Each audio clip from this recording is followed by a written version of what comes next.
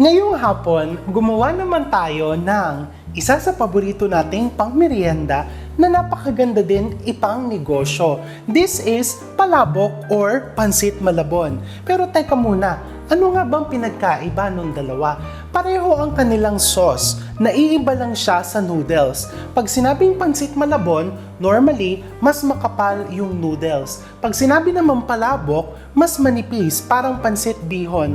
So kung ano man dun sa dalawa ang gusto mo, kung saan ka masaya, go for it. So first, magsisimula tayo sa kawali. Paiinitin ko siya over medium flame. Meron tayong mantika. This is just cooking oil, ordinary cooking oil. Ilalagay ko sa aking kawali. I have here minced garlic, onions, this spring onion pang garnish, so mamaya pa yan. Atsuete powder, you need really good patis, tinapa flakes. Ay, chef, dun po sa lugar namin, o halimbawa, taga-Europe ka or kung saan man, wala pong nabibiling tinapa. If you live in Europe, no, sa Lidl, merong nabibili dong parang smoked mackerel. Pwede mong gamitin yon. If you're from the US, sa Trader Joe's, meron din doon nabibiling parang smoked mackerel na lasang tinapa. And napakamura po nun. Eh wala po talaga Spanish sardines. Pwede ka gumamit actually ng Spanish sardines, himay-himayin mo lang. Okay? You need some white sugar, and this is shrimp stock. Paano po gawin yung shrimp stock? Kailangan natin mamaya ng hipon panglagay sa ibabaw ng ating palabok. So yung hipon, pakuluan mo saglit, yung pinagkuluan mong tubig, yun na yung iyong shrimp stock. Or pwedeng balatan mo muna, and then yung balat, pakuluan mo ng bukod, salain mo, that is your shrimp stock. And then, you also need slurry. Ito yung pampalapot ng sauce. This is just cornstarch that you're going to mix in with water. So yan, tunawin mo na. Very important na tutunawin mo na yung cornstarch in water before you even add it to the mixture para maiwasan mo yung lumps. Again, we call this slurry. Okay? So ready na yung ating mga ingredients. Very, very easy. Igigisa ko yung aking bawang, sibuyas, okay, in oil. So mapapansin mo, we are not using any artificial flavoring. Lahat ng gagamitin natin dito, natural. Diba? Maganda kasi pag natural. Sa lahat ng bagay, sa food, and syempre, when it comes to love, maganda natural, diba? So, you just saute it. Huwag mong i-over-brown yung iyong bawang dahil papait. And then, you put your atsuete powder. Wala po akong atsuete powder. Paano po ang pwede kong gawin? Kung meron kang tunay na atsuete, no? Ang gawin mo dun sa tunay na atsuete mo is steep mo muna in water or dito sa iyong stock. Painitin mo yung stock mo, ilagay mo yung atsuete, yung tunay na atsuete, yung seeds, hanggang magkulay orange ito, tapos salain mo. Okay? So, you see? And then I'm going to put my tinapa flakes. Kung bibili ka ng tinapa sa palengke, tanggalin mo po yung balat. Do not include the balat kasi medyo matigas po yon. And then my patis. Really good patis. I'm using Lauren's patis. Okay. Sugar as a flavor enhancer. You put the stock.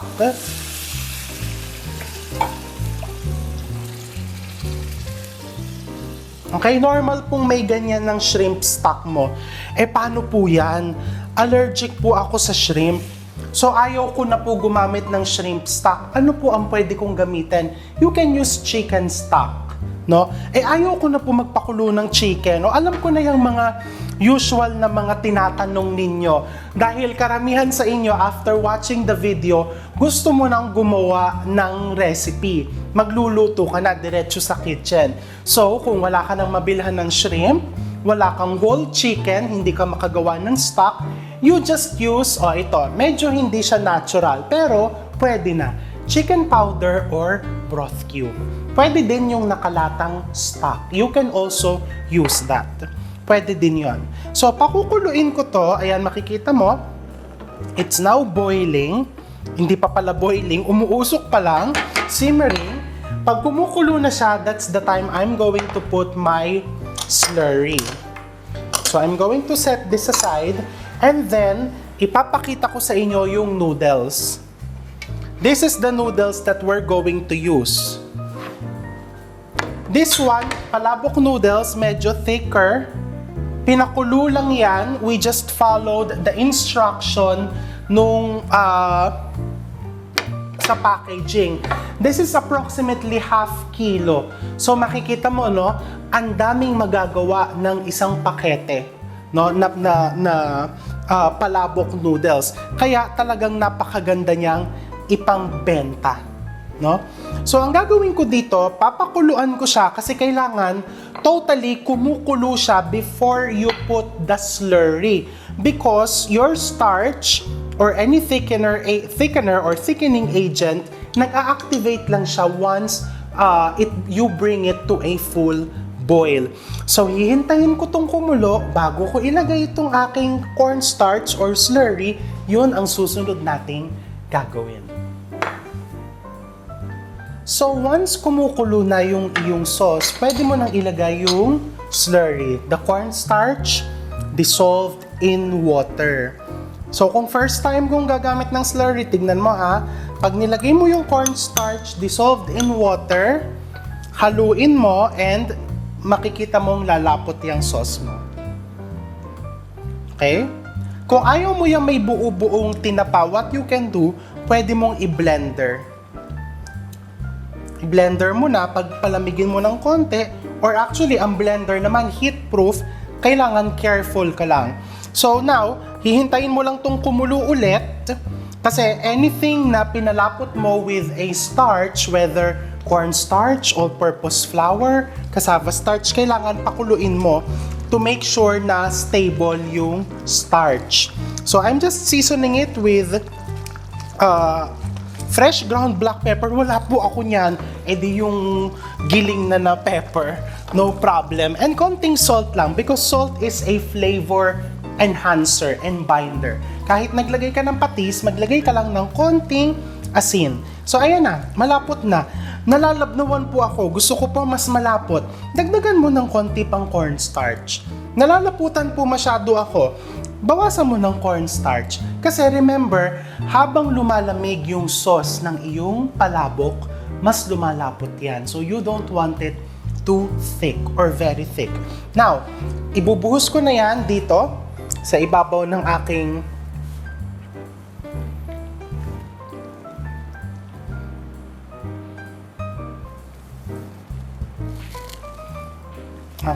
dumikit yung ilalim.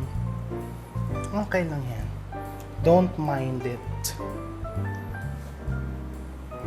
Okay.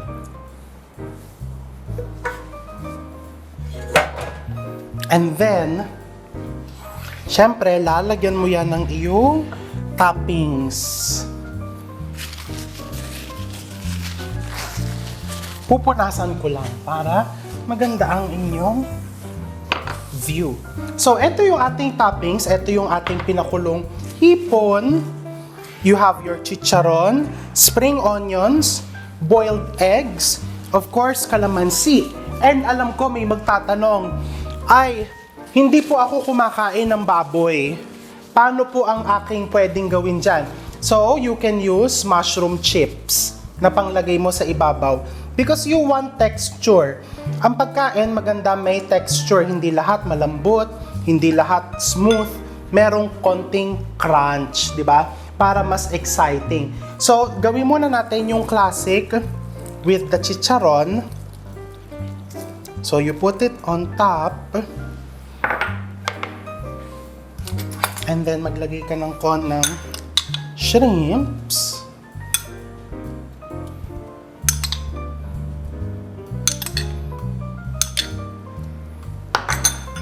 hard-boiled eggs,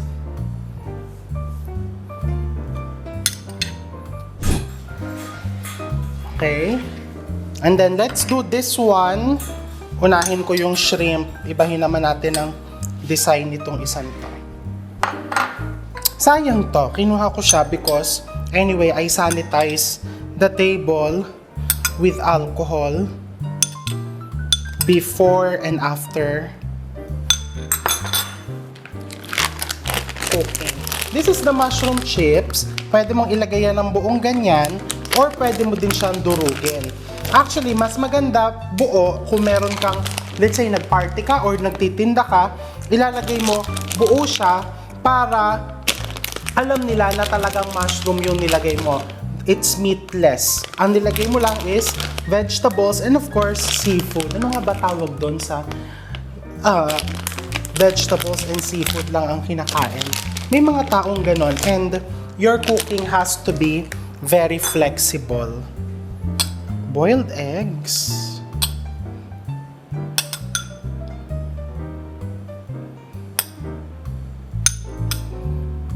And then, spring onions again.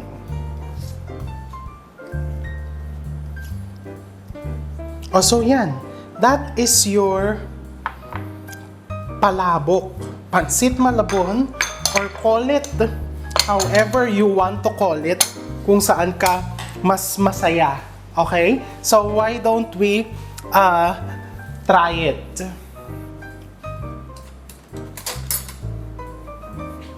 Yung may chicharon ang titikman ko because I like the classic one.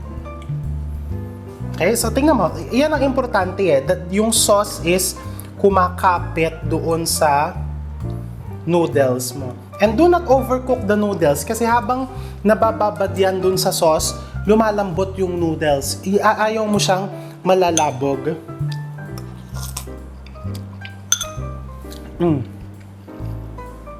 It's delicious even without the calamansi. But you know, it's better that before you serve it, imimix mo na siyang ganyan, no? Kasi the flavor is also in the topping. So this is your pansit malabon or palabok recipe. Happy cooking, stay safe, and see you soon.